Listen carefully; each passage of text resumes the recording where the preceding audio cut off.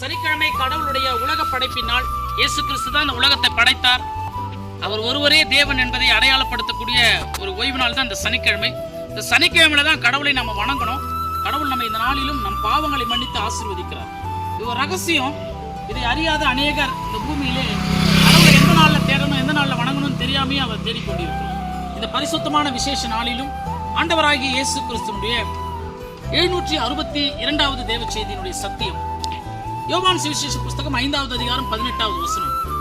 அவர் ஓய்வு நாள் கட்டளையை மீறினதும் அல்லாமல் பிதாவாகிய தேவனை தம்முடைய சொந்த பிதா என்று சொல்லி தேவனுக்கு தம்மை சமமாக்கினபடியினால் இயேசு கிறிஸ்துவை கொல்ல வகை தேடினார்கள்.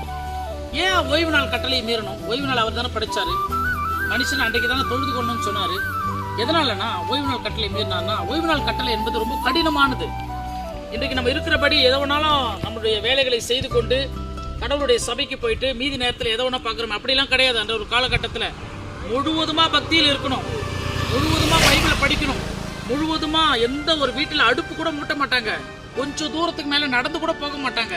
அப்படியே கர்த்தருடைய ஓய்வு நாள்லயே இந்த பூமியில வாழ்ந்து கொண்டிருந்தார்கள். இப்போ இயேசு கிறிஸ்து இந்த பூமியில வந்து அந்த கட்டளை மாத்துறாரு. உன்னுடைய ஆடோ மாடோ ஏதோ பள்ளத்தில் விழுந்துச்சு, தூக்காம இருப்பியா? அது போல மனிதனுக்கு ஏதோ ஒரு ஆபத்து, கஷ்டத்துக்கு ஓடி வரான், நோய் நொடியில் இருக்கிறான், தீமைகள் அணுகுகிறது, சாத்தான் பிடிக்கிறது, அன்னைக்கு சுகப்படுத்த முடியாதா? அதனால நான் சுகப்படுத்துவேன் என்று சொல்லி அந்த ஓய்வு நாள் கட்டளை தான் தேவனாகிய கர்த்தர் மீறினார்.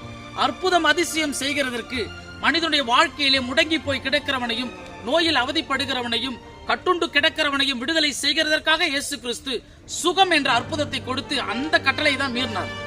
ஆகவேதான் கர்த்தராகிய இயேசு கிறிஸ்துவை இந்த பூமியிலே கல்லெறிய பார்த்தார்கள். இரண்டாவது, தேவனுக்கு தம்மை சமமாக்கினார். எதனால சமமாக்கினார் பாருங்க.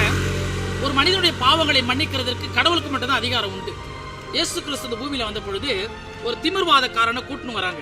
இயேசு கிறிஸ்து ஒரு வீட்டுக்குள்ள இருக்கிறாரு, ஜனங்கள் சுத்தில இருக்குது, அற்புதம் அதிசயம் செய்யறாருன்னு எல்லா ஜனங்களும் தேடி வராங்க. ஜனக்கூட்டம் அதிகமா இருந்ததுனால இந்த திமிர்வாதக்காரனை தூக்கி வந்தாங்க. அவங்க என்ன பண்ணாங்க, அந்த வீட்டினுடைய மேற்கூரையை பிடிச்சிட்டு அந்த திமிர்வாதக்காரனை உள்ள இறக்கி ஆண்டவரே இவனை சுகப்படுத்துங்கன்னு சொன்னாங்க. இயேசு கிறிஸ்து அவருடைய விசுவாசத்தை கண்டு அந்த திமிர்வாதக்காரனை பார்த்து உன் பாவங்கள் மன்னிக்கப்பட்டதை நீ எழுந்து நடன்னு சொன்னார். இப்ப இதை பார்த்து கொண்டிருந்த ஜனங்கள் மனிதனுடைய பாவங்களை மன்னிக்கிறதுக்கு தேவனாகிய கர்த்தருக்கு, கடவுளுக்கு மட்டும்தான் அதிகாரம் உண்டு.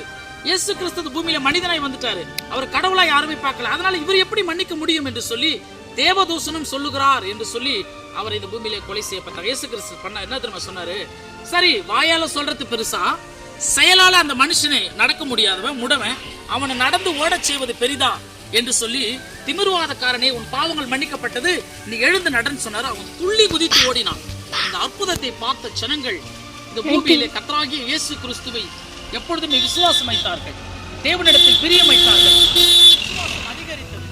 அவர்கள் எல்லோரும் ஆண்டவர் மீது இந்த பூமியிலே அவர் ஒருவரே கர்த்தர் என்று சொல்லி எல்லோரும் அவரிடத்துல போனாங்க.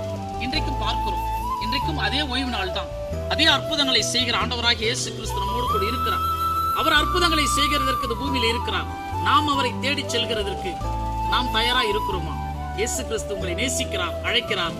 அடுத்த தேவ செய்திகளோடு நான் உங்கள் மெய்யான இயேசு சபையின் சகரியா சதீஷ்.